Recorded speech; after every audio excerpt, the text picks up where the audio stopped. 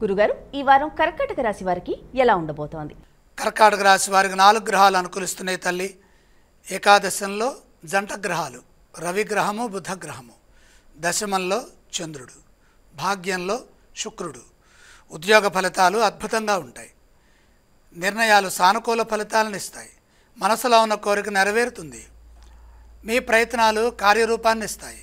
కర్తవ్య దీక్షతో పనిచేస్తే మెప్పు పొందుతారు. సాధారణ స్థితి నుండి ఉన్నత స్థితికి చేరటానికి కాలం సహకరిస్తుంది. అద్భుతమైన తెలివితేటలు కలుగుతాయి. పరిస్థితులకు తగ్గట్టుగా సృజనాత్మకంగా వ్యవహరించడం ద్వారా ఆపదల నుంచి త్వరగా బయటపడతారు.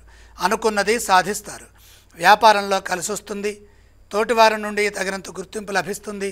పలు మార్గాల్లో వ్యాపార విస్తరణకు అవకాశాలు లభిస్తాయి. నిరంతర కృషితో విజయాలు సాధిస్తారు. లక్ష్మీ కటాక్ష సిద్ధి బ్రహ్మాండంగా ఉంటుంది. పెట్టుబడులు విజయాన్ని ఇస్తాయి. ఆశయాలు ఒక్కొక్కటిగా నెరవేరుతాయి. బంగారు భవిష్యత్తుకు అవసరమైన ప్రణాళికలు ఫలిస్తాయి. ఆపదల నుంచి బయటపడతారు. వివాదాలకు దూరంగా ఉంటూ సౌమ్య సంభాషణతో మంచిని సాధించండి. వారం మధ్యలో విజయం లభిస్తుంది.